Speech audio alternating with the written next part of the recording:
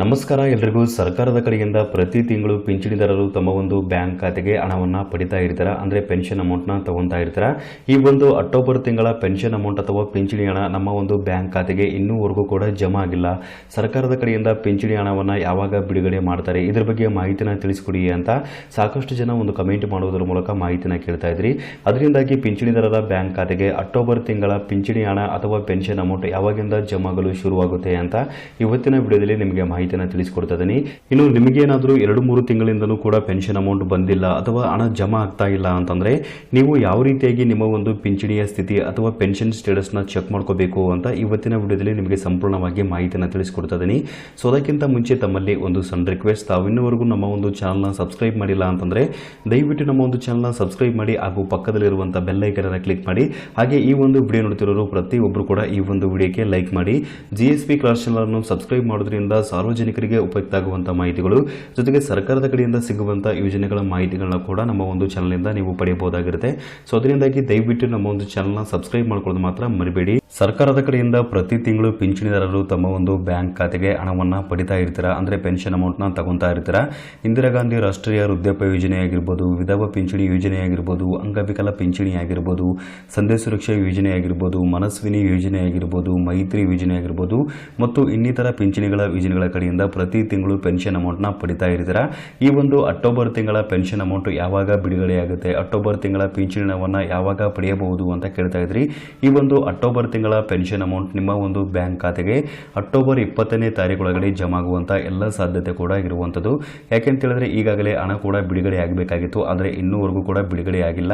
ಹಾಗಾಗಿ ಅಕ್ಟೋಬರ್ 20ನೇ ತಾರೀಕೊಳಗಡೆ ನಿಮ್ಮ ಒಂದು ಬ್ಯಾಂಕ್ ಖಾತೆಗೆ ಹಣ ಜಮಾ ಆಗುವಂತ ಎಲ್ಲ ಸಾಧ್ಯತೆ ಇದೆ. ಹಾಗಾಗಿ ಅಕ್ಟೋಬರ್ 20ನೇ ತಾರೀಕುವರೆಗೂ ವೆಯ್ಟ್ ಮಾಡಿ. ಖಂಡಿತವಾಗಿ ಕೂಡ ಈ ಒಂದು ಎಲ್ಲ ಪಿಂಚಣಿದಾರರ ಬ್ಯಾಂಕ್ ಖಾತೆಗೆ ಹಣ ಜಮಾ ಆಗಲು ಶುರುವಾಗುವಂಥದ್ದು. ಪಿಂಚಣಿದಾರರು ತಮ್ಮ ಒಂದು ಬ್ಯಾಂಕ್ ಖಾತೆಗೆ 2-3 ತಿಂಗಳಿಂದನೂ ಕೂಡ ಹಣ ಪಡೆದಿರಲಿಲ್ಲ ಅಥವಾ 2-3 ತಿಂಗಳಿಂದನೂ ಕೂಡ ಪಿಂಚಣಿದಾರರ ಬ್ಯಾಂಕ್ ಖಾತೆಗೆ ಹಣ ಬರ್ತಾ ಇರಲಿಲ್ಲ ಅಂತಂದ್ರೆ ಪಿಂಚಣಿದಾರರು ಮುಖ್ಯವಾಗಿ ತಮ್ಮ ಒಂದು ಪಿಂಚಣಿಯ ಸ್ಥಿತಿನ ಚೆಕ್ ಮಾಡ್ಕೋಬೇಕಾಗಿರುತ್ತೆ. ಇದು ತುಂಬಾ ಮುಖ್ಯವಾಗಿರುವಂಥದ್ದು. ಯಾಕೆ ಅಂತ ಹೇಳಿದ್ರೆ ಪಿಂಚಣಿಯ ಸ್ಥಿತಿಯಲ್ಲಿ ನಿಮ್ಮ ಒಂದು ಪಿಂಚಣಿಯ ಸ್ಥಿತಿ ಏನಾದರೂ ಆಕ್ಟಿವ್ ಆಗಿತ್ತು ಅಂತಂದ್ರೆ ನೀವು ಪ್ರತಿ ತಿಂಗಳು ಹಣವನ್ನು ಪಡೆಯೋಕೆ ಅರ್ಹತೆಯನ್ನ ಹೊಂದಿರ್ತೀರ, ಅಂದ್ರೆ ಚಾಲ್ತಿಯಲ್ಲಿ ಇರಬೇಕಾಗಿರುತ್ತೆ. ಒಂದು ವೇಳೆ ಏನಾದರೂ ನಿಮ್ಮ ಒಂದು ಪಿಂಚಣಿಯ ಸ್ಥಿತಿ ಸ್ಟಾಪ್ ಆಗಿತ್ತು ಅಥವಾ ಇನ್ಆಕ್ಟಿವ್ ಆಗಿತ್ತು ಅಂತಂದ್ರೆ ನೀವು ಪ್ರತಿ ತಿಂಗಳು ಸರ್ಕಾರದ ಕಡೆಯಿಂದ ಹಣವನ್ನು ಪಡೆಯೋಕೆ ಆಗಲ್ಲ. ಯಾಕೆ ಅಂತ ಹೇಳಿದ್ರೆ ನಿಮ್ಮ ಒಂದು ಪಿಂಚಣಿ ಇಲ್ಲಿ ಸಂಪೂರ್ಣವಾಗಿ ರದ್ದಾಗಿರುತ್ತೆ.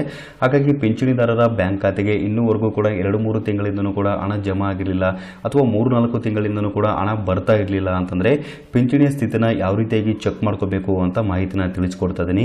ನೀವು ಯಾವುದೇ ಒಂದು ಕೇಂದ್ರ ಅಥವಾ ಯಾವುದೇ ಒಂದು ಕಚೇರಿಗೆ ಭೇಟಿ ನೀಡಿದರೆ ಸ್ವತಃ ನಿಮ್ಮ ಒಂದು ಫೋನಿನ ಮುಖಾಂತರನೇ ನೀವೇ ಪಿಂಚಣಿಯ ಸ್ಥಿತಿನ ತಿಳಿದುಕೊಳ್ಳಬಹುದಾಗಿರುತ್ತೆ.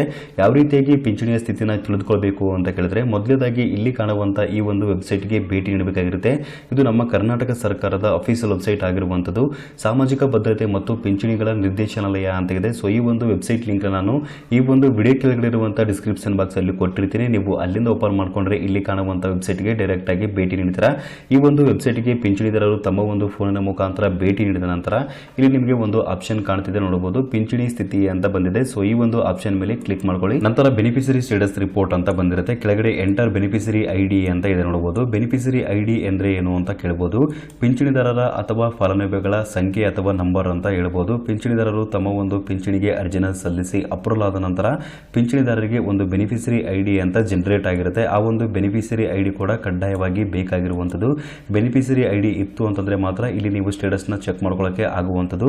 ಒಂದು ವೇಳೆ ಏನಾದರೂ ನಿಮ್ಮ ಹತ್ರ ಬೆನಿಫಿಷರಿ ಐಡಿ ಇರಲಿಲ್ಲ ಅಂತಂದ್ರೆ ನೀವು ಬೆನಿಫಿಷರಿ ಐಡಿ ತಿಳಿಯುವಂತ ಮಾಹಿತಿ ಬೇಕಾಗಿತ್ತು ಅಂತಂದ್ರೆ ನನಗೆ ಒಂದು ಕಮೆಂಟ್ ಕೂಡ ಮಾಡಬಹುದಾಗಿರುತ್ತೆ. ಕಮೆಂಟ್ ಮಾಡಿದ್ರೆ ಖಂಡಿತವಾಗಿ ಕೂಡ ಮುಂದಿನ ವಿಡಿಯೋದಲ್ಲಿ ಬೆನಿಫಿಷರಿ ಐಡಿನ ಯಾವ ರೀತಿಯಾಗಿ ಚೆಕ್ ಮಾಡ್ಕೋಬೇಕು ಅಥವಾ ಯಾವ ರೀತಿಯಾಗಿ ತಿಳಿದುಕೊಳ್ಬೇಕು ಅಂತ ನಿಮಗೆ ಸ್ಪಷ್ಟವಾಗಿ ಮಾಹಿತಿನ ತಿಳಿಸ್ಕೊಡ್ತೀನಿ. ಸೊ ಬೆನಿಫಿಷರಿ ಐಡಿ ಇದ್ದಂಥವರು ತಮ್ಮ ಒಂದು ಬೆನಿಫಿಷರಿ ನಂಬರ್ನ ಸರಿಯಾಗಿ ಎಂಟರ್ ಮಾಡಿ. ನೆಕ್ಸ್ಟ್ ಇಲ್ಲಿ ಕೆಳಗಡೆ ಒಂದು ಕ್ಯಾಪ್ಷನ್ ಕೊಟ್ಟಿರ್ತಾರೆ, ಅಂದ್ರೆ ಒಂದು ನಂಬರ್ನ ಕೊಟ್ಟಿರ್ತಾರೆ. ಈ ಒಂದು ನಂಬರ್ನ ಈ ಒಂದು ಖಾಲಿ ಬಾಕ್ಸ್ ಅಲ್ಲಿ ಎಂಟರ್ ಮಾಡಿ. ಎಂಟರ್ ಮಾಡಿದ ನಂತರ ಕೆಳಗಡೆ ಸರ್ಚ್ ಅಂತ ಇರುತ್ತೆ, ನೋಡಬಹುದು. ಈ ಒಂದು ಸರ್ಚ್ ಆಪ್ಷನ್ ಮೇಲೆ ಕ್ಲಿಕ್ ಮಾಡ್ಕೊಳ್ಳಿ. ನಂತರ ಪಿಂಚಣಿದಾರರ ಎಲ್ಲ ವಿವರಗಳು ಕೂಡ ಇಲ್ಲಿ ಸಂಪೂರ್ಣವಾಗಿ ಬಂದಿರುತ್ತೆ. ಬೆನಿಫಿಷರಿ ಐಡಿ ಅಂತ ಇರುತ್ತೆ, ಬೆನಿಫಿಷರಿ ನೇಮ್ ಅಂತ ಇರುತ್ತೆ, ಫಾದರ್ ಆರ್ ಹಸ್ಬೆಂಡ್ ನೇಮ್ ಅಂತ ಇರುತ್ತೆ, ಜೆಂಡರ್ ಅಂತ ಇರುತ್ತೆ. ಇಲ್ಲಿ ಬೆನಿಫಿಷರಿ ಸ್ಟೇಟಸ್ ಅಂತ ಇದೆ, ನೋಡಬಹುದು. ಇದರಲ್ಲಿ ಮುಖ್ಯವಾಗಿರುವಂಥದ್ದು ಇದರಲ್ಲಿ ರನ್ನಿಂಗ್ ಅಂತ ಬಂದಿದೆ. ಈ ರೀತಿಯಾಗಿ ಬೆನಿಫಿಷರಿ ಸ್ಟೇಟಸ್ ಅಲ್ಲಿ ರನ್ನಿಂಗ್ ಅಂತ ತೋರಿಸ್ತಾ ಇತ್ತು ಅಂತಂದ್ರೆ ನಿಮ್ಮ ಒಂದು ಪಿಂಚಣಿಯ ಸ್ಥಿತಿ ಚಾಲ್ತಿಯಲ್ಲಿದೆ ಅಥವಾ ಆಕ್ಟಿವ್ ಎಲ್ಲಿದೆ ಅಂತ ನೀವು ಮಾಹಿತಿನ ತಿಳಿದುಕೊಳ್ಳಬಹುದಾಗಿರುತ್ತೆ.